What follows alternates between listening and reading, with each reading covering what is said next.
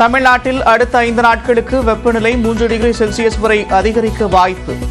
Karur பரமத்தியில் 100 degree Fahrenheit வெப்பம் பதிவு.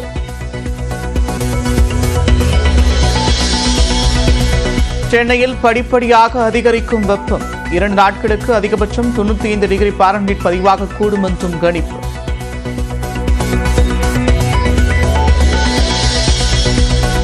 கச்சத்தீவு பகுதியில் தமிழக மீனவர்கள் மீன்பிடிக்க இலங்கையுடன் புதிய ஒப்பந்தம் தேவை. அதிக அபராதம் விதிக்கும் இலங்கையின் சட்டத்தை ரத்து செய்யவும் பிரதமர் நரேந்திர மோடிக்கு முதலமைச்சர் மு க ஸ்டாலின் வலியுறுத்தல். கச்சத்தீவு அருகே தமிழ்நாட்டு மீனவர்கள் மீன்பிடிக்கிறத இலங்கை அனுமதிக்கக்கூடிய வகையில் புதியதொரு ஒப்பந்தத்தை மேற்கொள்ள நீங்க நடவடிக்கை எடுக்கணும் என்று தமிழ்நாட்டுடைய முதலமைச்சராக நான் உங்களை மீண்டும் மீண்டும் கேட்டுக்கொள்ள விரும்புகிறேன். ராமேஸ்வரம் அருகே தங்கச்சிமடத்தில் மீனவர்களின் போராட்டம் 4வது நாளாக நீடிக்கிறது. இலங்கை சிறையில் உள்ள மீனவர்களை விடுவிக்க கோரி யாசகம் கேட்டு போராட்டம்.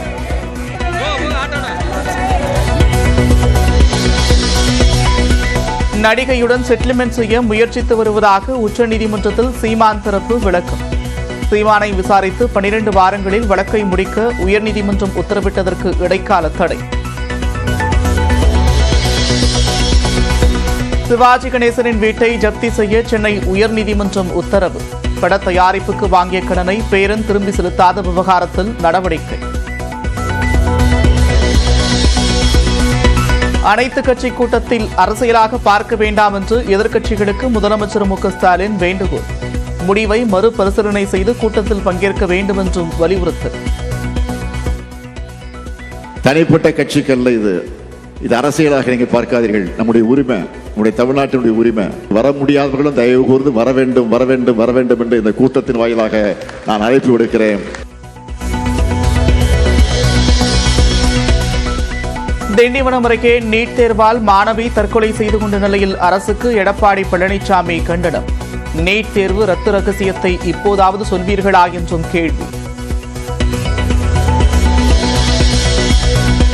அதிமுக முன்னாள் அமைச்சர் எஸ்.பி. வேலுமணி இல்ல திருமண விழாவில் மத்திய இணையமைச்சர் எல் முருகன் பங்கேற்பு. அண்ணாமலை, தமிழிசை உள்ளிட்டோரும் பங்கேற்று அதிமுக நிர்வாகிகளை சந்தித்து பேசினர்.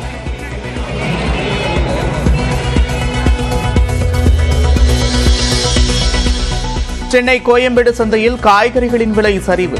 தக்காளி, கத்திரிக்காய் தலா 15 ரூபாய்க்கு விற்கப்படும் நிலையில் இஞ்சி விலை 40 ரூபாயாக குறைந்தது. சென்னை ஆல்பர்ட் திரையரங்கின் கேண்டீன் உரிமம் ரத்து. காலாவதியான பாப்கார்னை விற்பனை செய்தது உறுதியான நிலையில் உணவு பாதுகாப்புத்துறை நடவடிக்கை.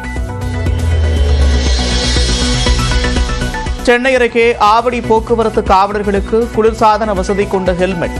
கோடை காலத்தை கருத்தில் கொண்டு விநியோகம்.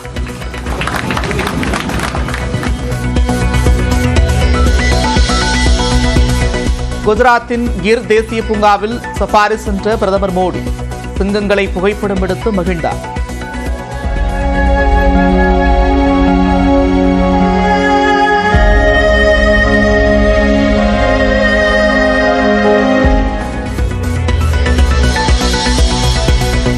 தெலங்கானா சுரங்க விபத்தில் சிக்கிய 8 பேர் உள்ள இடத்தை அடையாளம் காண்பதில் 10வது நாளாக நீடிக்கும் சிக்கல். இன்னும் 3 நாட்கள் ஆகலாம் என்று முதலமைச்சர் ரேவந்த் ரெட்டி தகவல். 1000க்கும் மேற்பட்ட பணியாளர்களை வேலையிலிருந்து நிறுத்திய ஓலா நிறுவனம். நஷ்டத்தை சரிகட்டும் வகையில் நடவடிக்கை என்றும் தகவல். தமிழ்நாட்டு மீனவர்கள் கச்சத்தீவில் மீன்பிடிக்க வழிவகை செய்யும் விதத்தில் இலங்கையுடன் புதிய ஒப்பந்தம் போட வேண்டும் என்று மத்திய அரசை முதலமைச்சர் மு க ஸ்டாலின் வலியுறுத்தியிருக்கிறார். நாகை மாவட்டம் நாகூரில் அரசு தொழில்நுட்பக் கல்லூரியில் நடைபெற்ற விழாவில் முதலமைச்சர் கலந்து கொண்டு 38,956 பயனாளிகளுக்கு 200 கோடியே 27 லட்சம் ரூபாய் மதிப்பிலான நலத்திட்ட உதவிகளை வழங்கினார்.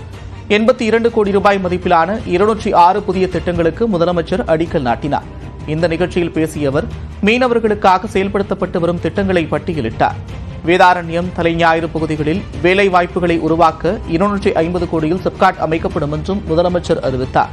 இதேபோன்று விழுந்தமாவடி வானமாதேவியில் 12 கோடி ரூபாய் மதிப்பில் மீன்பிடி இறங்குதளம் அமைக்கப்படும் என்றும், நாகை மாவட்டத்தில் பல்நோக்கு பேரிடர் மையங்கள் கட்டப்படும் என்றும் நாகை மாவட்டத்திற்கு 6 முக்கிய அறிவிப்புகளை வெளியிட்டார். தொடர்ந்து பேசிய முதலமைச்சர், பாஜக ஆட்சியில் கடந்த 10 ஆண்டுகளில் இலங்கை கடற்படையால் 3656 தமிழக மீனவர்கள் கைது செய்யப்பட்டிருப்பதாக தெரிவித்தார். மீனவர்கள் பிரச்சினைக்கு தீர்வு காண வேண்டிய பொறுப்பு மத்திய அரசுக்கு இருப்பதாகவும் முதலமைச்சர் கூறினார். இந்த பிரச்சனைக்கு தீர்வு காண வேண்டிய பொறுப்பு ஒன்றிய அரசுக்கு தான் இருக்கு. ஆனா செய்யறாங்களா? இல்ல. 2010ஆம் ஆண்டு முதல் 2 நாட்டு மீனவர்களுக்கும் இடையே பல கட்டங்களாக நடந்த பேச்சுவார்த்தைகள் இப்போ நடக்கிறது இல்ல. 2016ஆம் ஆண்டு இந்திய இலங்கை மீனவருடைய அமைச்சர்கள் மட்டத்தில் நடந்த பேச்சுவார்த்தைகள் எடுக்கப்பட்ட முடிவுகள் மீறப்படுது. இலங்கை கடற்படையோட அடக்குமுறை தொடர்ந்துகிட்டே இருக்கு. இலங்கையோட வெளிநாட்டு மீன்பிடி தடை சட்டத்தால கொடுமைகள் அரங்கேறுது. மாண்புமிகு பாரத பிரதமர் அவர்களே, இதுல நீங்க தான் நேரடியாக தலையிட்டு தீர்க்கணும். தமிழ்நாட்டு மீனவர்கள் கச்சத்தீவில் மீன்பிடிக்க வழிவகை செய்யும் விதத்தில் இலங்கையுடன் புதிய ஒப்பந்தம் போட வேண்டும் என்று முதலமைச்சர் கேட்டுக் கொண்டார்.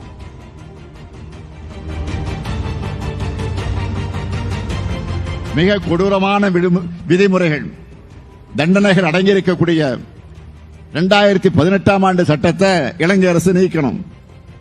சிறைபிடிக்கப்பட்ட மீனவர்களையும் அவங்களோட மீன்பிடி படகுகளையும் விரைவில் விடுவித்திட நீங்க பேசணும். கச்சத்தீவு அருகே தமிழ்நாட்டு மீனவர்கள் மீன்பிடிக்கிறத இலங்கை அனுமதிக்கக்கூடிய வகையில் புதியதொரு ஒப்பந்தத்தை மேற்கொள்ள நீங்க நடவடிக்கை எடுக்கணும் என்று தமிழ்நாட்டுடைய முதலமைச்சராக நான் உங்களை மீண்டும் மீண்டும் கேட்டுக்கொள்ள விரும்புகிறேன்.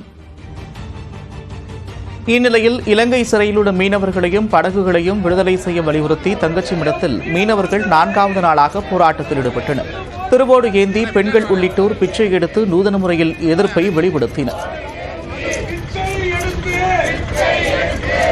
1 கோடி 2 கோடின்னு பயன் போடுறாங்க. அரசாங்கத்திட்ட நிதி இல்லைன்னு நாங்க பிச்சை எடுத்து இந்த காசை நாங்க தாரோம், அரசாங்கத்துக்கு தாரோம். நாங்க இந்த காசை வச்சாது எங்க கணவரையும் எங்க அண்ணன் தங்க சகோதரர் எல்லாரையும் நீங்க மீட்டு தாங்க. பிள்ளைய படிக்க பரிச்சை எழுத கூட முடிய மாட்டேங்குது. எங்க பிள்ளைய அங்க பீஸ் பணம் கேட்டு எங்க பிள்ளைல தொந்தரவு பண்றாங்க. சீக்கிரமா விடுதலை பண்ணி தாங்க. 1 நிமிட செய்திகளை பார்க்கலாம்.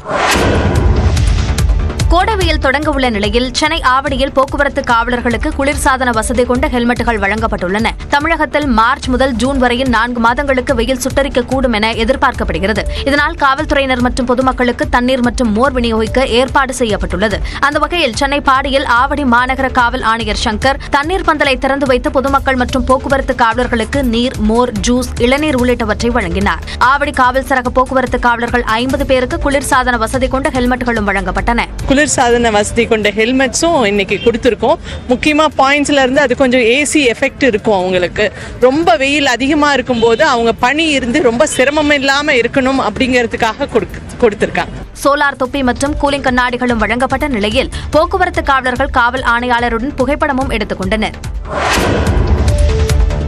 அரியலூர் அருகே காருக்கான கடன் தவணையை வசூலிக்க சென்றவர் அடித்துக் கொல்லப்பட்ட சம்பவம் அதிர்ச்சியை ஏற்படுத்தியுள்ள நிலையில் ஒருவர் கைது செய்யப்பட்டுள்ளார். தஞ்சாவூர் பகுதியைச் சேர்ந்த சிவா என்பவர் தனியார் கார் நிறுவனம் ஒன்றில் பணியாற்றி வந்தார். கடந்த 28ஆம் தேதி அரியலூர் மாவட்டம் ஜெயங்கொண்டம் அருகே மகேஷ் என்பவர் வாங்கிய காருக்கு கடன் தவணையை வசூலிக்க சிவா சென்றார். 4 மாத தவணையாக 52,000 ரூபாய் பாக்கியை வசூலிக்க சென்றபோது வீட்டிலிருந்த மகேஷின் மனைவியை சிவா தரைக்குறைவாக பேசியதாக சொல்லப்படுகிறது.